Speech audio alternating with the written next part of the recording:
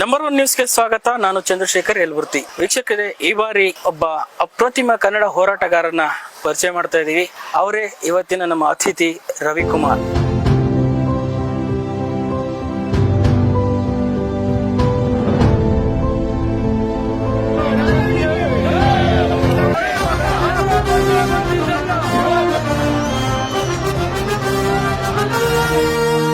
ರವಿಕುಮಾರ್ ಅಂದ್ರೆ ಯಾರು?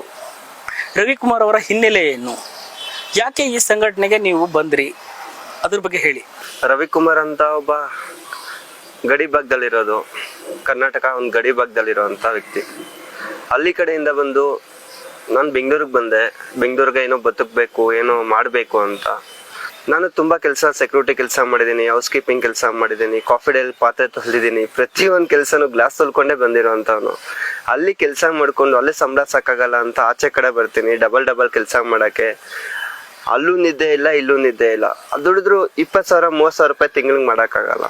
ಈ ಸಂಘಟನೆ ಕಟ್ಟಬೇಕಂತ ಯಾಕೆ ನಿಮ್ಗೆ ಬಂತು, ಮತ್ತು ಇದರ ಹಿನ್ನೆಲೆ ಏನು, ಮತ್ತು ಇದರ ಪ್ರೇರಣೆ ಯಾರು? ಈ ಕನ್ನಡಿಗರಿಗೆ ಬೆಲೆ ಇಲ್ಲ, ಆ ಬೆಲೆ ಇದು ಮಾಡಬೇಕು, ಕನ್ನಡಿಗರಿಗೆ ಏನಾದರೂ ಮಾಡಬೇಕು ಅಂತ ಒಂದು ಸಂಘಟನೆ ಕಟ್ಟಿ ಸುಮಾರು ನೋವುಗಳನ್ನು ತಿಂದಿದ್ದೀನಿ. ಈ ಹೋರಾಟದಲ್ಲಿ ತುಂಬ ಅವಮಾನಗಳು ಪಡ್ಕೊಂಡಿದ್ದೀನಿ. ಎಷ್ಟೋ ಜನ ಕಲ್ಕೊಂಡು ಇದ್ದೀನಿ, ಎಷ್ಟೋ ಜನ ಪಡ್ಕೊಂಡು ಇದ್ದೀನಿ.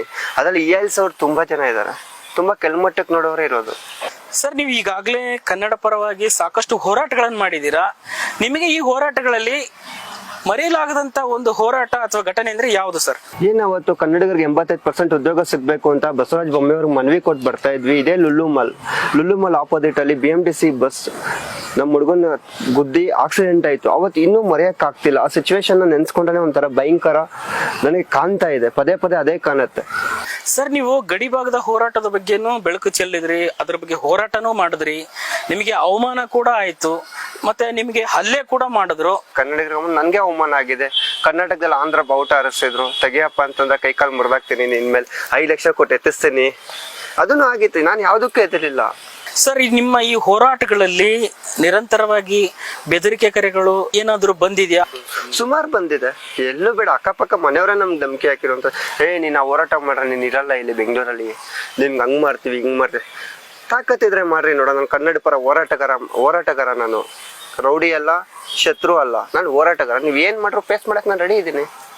ಒಂದಿಷ್ಟು ಕನ್ನಡ ಪರ ಸಂಘಟನೆಗಳು ಈಗಾಗಲೇ ಜನರ ಕೆಂಗಣ್ಣಿಗೆ ತುತ್ತಾಗಿ ರೋಲ್ ಕಾಲ್ ಕನ್ನಡ ಸಂಘಟನೆಗಳು ಅಂತ ನಿಂದಿಸ್ತಾ ಇದ್ದಾರೆ. ಇದ್ರ ಬಗ್ಗೆ ನೀವೇನ್ ಹೇಳ್ತೀರಿ?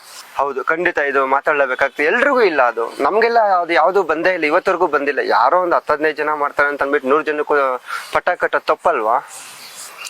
ಸರ್, ಈ ಕನ್ನಡ ಪರ ಸಂಘಟನೆಗಳ ಹೆಸರು ಹೇಳ್ಕೊಂಡು ನೆರೆಯ ಉತ್ತರ ಭಾರತದ ಅಥವಾ ಹಿಂದಿ ಒಂದು ಭಾಷೆಯುಳ್ಳ ಜನಗಳಿಗೆ ತೊಂದರೆ ಕೊಡುವಂತ ಎಷ್ಟರ ಮಟ್ಟಿಗೆ ಸರಿ? ಅದು ಹಲ್ಲೆ ಮಾಡಲ್ಲ. ನಾವು ಸ್ವಾಭಿಮಾನಿಯಿಂದ ಹೋಗಿ ಕನ್ನಡ ಮಾತಾಡಿ ಅಂತ ಮಾತಾಡಿದಾಗ, ಇಲ್ಲ ನಂಗೆ ಕನ್ನಡ ಮಾತಾಡಲ್ಲ ಅಂದಾಗ ನಮ್ಗೆ ನೋವಾಗತ್ತೆ. ಆ ಟೈಮಲ್ಲಿ ಎದುರಿಸಲೇಬೇಕಾಗತ್ತೆ, ಅವೆಲ್ಲ ಫೇಸ್ ಮಾಡಲೇಬೇಕಾಗತ್ತೆ, ಮಾತಾಡುವಂತ ಧಮಕಿ ಹಾಕ್ಲೇಬೇಕಾಗತ್ತೆ. ಅವ್ರು ಕನ್ನಡ ಮಾತಾಡೋದು ನಮಗ್ ಧಮಕಿ ಹಾಕಿದಾಗ ನಾವು ಕನ್ನಡ ಮಾತಾಡೋದು ನಾವು ಧಮಕಿ ಹಾಕ್ತಿವಿ. ಅದ್ರಲ್ಲಿ ಏನಿದೆ ತಪ್ಪು? ಅಲ್ಲೇ ಇಲ್ಲ, ನಾವು ಇಷ್ಟವರೆಗೂ ಮಾಡಿಲ್ಲ, ನಮ್ಗೆ ಕಣ್ ಬಂದಿಲ್ಲ. ಸಂಘಟನೆ ಯಾರೋ ಒಬ್ರೇ ಮಾಡಿರ್ಬೋದು. ನನ್ನ ಪ್ರಕಾರ ಎಲ್ಲರೂ ಮಾಡಿಲ್ಲ ಅಂತ ನನ್ನ ಅಭಿಪ್ರಾಯ. ಸರ್, ಈ ಕನ್ನಡ ಪರ ಸಂಘಟನೆಗಳಲ್ಲಿ ಕೆಲವೊಂದು ಸಂಘಟನೆಗಳ ಮುಖ್ಯಸ್ಥರಾಗಿರ್ಬೋದು ಅಥವಾ ಮುಖಂಡರಾಗಿರ್ಬೋದು, ಕೆಲವೊಂದು ಜನ ಹಣಕ್ಕಾಗಿ ಡಿಮ್ಯಾಂಡ್ ಮಾಡ್ತಾ ಇದ್ದಾರೆ ಮತ್ತು ಬ್ಲಾಕ್ ಮೇಲ್ ಮಾಡ್ತಾ ಇದ್ದಾರೆ. ಇದ್ರ ಬಗ್ಗೆ ನಿಮ್ಮ ಅಭಿಪ್ರಾಯ ಹೇಳಿ. ಯಾರೋ 4-5 ಸಂಘಟನೆ ಮಾಡ್ತಾರೆ ಸರ್, ಏನ್ ಮಾಡಕ್ಕಾಗತ್ತೆ? ಅವ್ರ ಕೆಲ್ಸಾನೇ ಅದು. ಬಿಲ್ ಬುಕ್ ಇಟ್ಕೊಂತಾರೆ, ಹೋಗ್ತಾರೆ. ಅವ್ರ ಬಗ್ಗೆ ಎಲ್ಲ ನಾನು ಟೀಕೆ ಮಾಡಕ್ ಹೋಗಲ್ಲ. ತುಂಬಾ ನೋವಾಗತ್ತೆ. ಸ್ವಂತ ದುಡ್ಡು ಯಾರ ಹತ್ರ 1 ರೂಪಾಯಿ ಕೇಳ್ದಿರಾ ರ್ಯಾಲಿಗಳು ಮಾಡಿದೆ, ಮುಖ್ಯಮಂತ್ರಿಗಳಿಗೆ ಮನವಿ, ಜನಗಳು ನಿಂದೆ ಹಾಕೊಂಡು ಹೋಗ್ಬೇಕು, ಊಟದ ಖರ್ಚು ವೆಚ್ಚ. ನಾನೊಂದು ಬಡ ಕುಟುಂಬದಿಂದ ಬಂದು ನಾನು ಇಷ್ಟೆಲ್ಲ ಮಾಡ್ತಾ ಇದ್ದೀನಿ ಅಂದ್ರೆ ನಮ್ಮನ್ನ ನೋಡಿ ಆಡ್ಕೊಳ್ಳೋರೆ ತುಂಬಾ ಜನ. ಆದ್ಮೇಲೆ ಒಬ್ರು ಬೆಂತೊಟ್ಟವ್ರೆ ಇಲ್ವಲ್ಲ ನಮ್ಮ ಕನ್ನಡಿಗರಲ್ಲಿ. ಬರೀ ನಮ್ಮನ್ನ ಅಲಿಸ್ತಾರೆ. ಏನಕ್ ಮಾಡ್ತೇನೆ, ನಿನ್ಗೆ ಎಷ್ಟು ಕೊಡ್ತಾರೆ, ಎಲ್ಲಿ ರಾಜ್ಯಾಧ್ಯಕ್ಷ ಅಂತ ಅಂದ್ಬಿಟ್ರೆ ಏನೋ ಕೋಟಿ ಕುಳ ಮಾಡ್ಕೊಂಡ್ಬಿಟ್ಟಂಗೆ. ನನ್ನ ಹತ್ರ ಬಂದ ನನ್ನ ಹಿನ್ನೆಲೆ ತನ್ಕೊಂಡ್ಬಿಟ್ರೆ 25 ಲಕ್ಷ ಸಾಲ ಇದೆ ನಂದು. 25 ಲಕ್ಷಕ್ಕೆ ಬಡ್ಡಿ ಕಟ್ತಾ ಇದೆ. ಸರ್, ಈಗಾಗಲೇ ನಿಮ್ಮ ನೇತೃತ್ವದ ನಮ್ಮ ಕರುನಾಡ ಸಂಘಟನೆ ರಾಜ್ಯದಲ್ಲಿ ಹೇಗೆ ಆಕ್ಟಿವ್ ಆಗಿದೆ? ಸರ್, ನಾನು ಎಲ್ಲ ಕಾಲ್ ಮಾಡ್ತಾರೆ, ನನ್ಗೆ ಅಲ್ಲಿ ಪೋಸ್ಟಿಂಗ್ ಕೊಡಿ, ಇಲ್ಲಿ ಪೋಸ್ಟಿಂಗ್ ಕೊಡಿ, ಈ ಸಂಘಟನೆಯಲ್ಲಿ ಇದೆ, ಆ ಸಂಘಟನೆಯಲ್ಲಿ ಇದೆ, ನನ್ಗೆ ಅದಾಗಿಲ್ಲ ಇದಾಗಿಲ್ಲ ಅಂತ. ನಾನು ಅಂಥವ್ರಿಗೆಲ್ಲ ಸಂಘಟನೆಯಲ್ಲಿ ಪೋಸ್ಟಿಂಗ್ ಕೊಡಕ್ ನಾನು ರೆಡಿ ಇಲ್ಲ ಸರ್. ನಾನು ಕೊಟ್ಟಿರೋದು ಇವತ್ತವರೆಗೂ ಒಂದೇ ಬಾಗೇಪಲ್ಲಿಯಲ್ಲಿ ಮಾತ್ರ ಕೊಟ್ಟಿದ್ದೀನಿ. ಮತ್ತೆ ನನ್ನ ಕಾರ್ಯಕರ್ತರು ಸುಮಾರು ಅಂದ್ರೆ ಒಂದು 500-600 ಜನ ಇದ್ದಾರೆ. ಬರೀ ಅವರಿಗೆ ಸದಸ್ಯರ ಪೋಸ್ಟಿಂಗ್ ಕೊಟ್ಟಿರೋ ಹೊತ್ತು ಯಾವುದೇ ತರ ರಾಜ್ಯಾಧ್ಯಕ್ಷ ರಾಜ್ಯದ ಮಟ್ಟದಲ್ಲಿ ಯಾರಿಗೂ ಪೋಸ್ಟಿಂಗ್ ಕೊಟ್ಟಿಲ್ಲ. ಪೋಸ್ಟಿಂಗ್ ಕೊಟ್ಟಿರೋ 4 ಜನಕ್ಕೆ ರಾಜ್ಯದ ಮಟ್ಟದಲ್ಲಿ. ಸರ್, ಈ ಸಂದರ್ಭದಲ್ಲಿ ಹೇಳೋದಾದ್ರೆ ಹಿಂದಿ ಒಂದು ಹೇರಿಕೆ ಆಗಿರ್ಬೋದು ಅಥವಾ ಕನ್ನಡನ ಒಂದು ಕಡೆಗಣಿಸ್ತಕ್ಕಂಥ ಖಾಸಗಿ ಕಂಪನಿಗಳಾಗಿರ್ಬೋದು, ಇದ್ರ ಬಗ್ಗೆ ನಿಮ್ಮ ಒಂದು ಮಾತಿನ ಉತ್ತರ ಏನಾಗಿರುತ್ತೆ? ನನ್ನ ನಿಲುವು,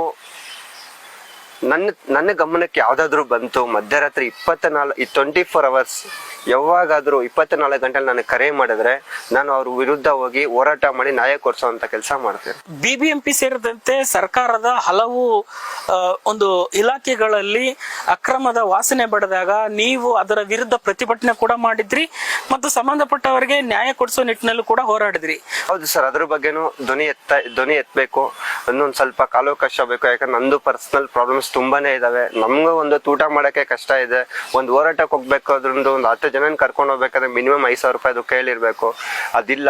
ನಾನು ಸ್ವಲ್ಪ ಕೂಡಿಸ್ಕೊಂಡು ಏನೇ ಆಗ್ಲಿ ಅನ್ಯಾಯ ಆಗಿದ್ದು ನನ್ಗೆ ಊಟ ಇಲ್ಲ ಅಂದ್ರೂ ಪರವಾಗಿಲ್ಲ, ಅಲ್ಲೋಗಿ ನ್ಯಾಯ ಕೊಡಿಸೋಂತ ಕೆಲಸ ಮಾಡಿಸ್ತೀನಿ ಸರ್. ಇಂಥ ವಿಚಾರದಲ್ಲಿ ನಿಮ್ಮನ್ನ ಕಡೆಗಣಿಸೋದಾಗಿರ್ಬೋದು ಅಥವಾ ನಿಮ್ಮನ್ನ ತುಳಿಯುವಂತ ಪ್ರಯತ್ನ ಏನಾದರೂ ನಡೀತಾ ಇದೆಯಾ?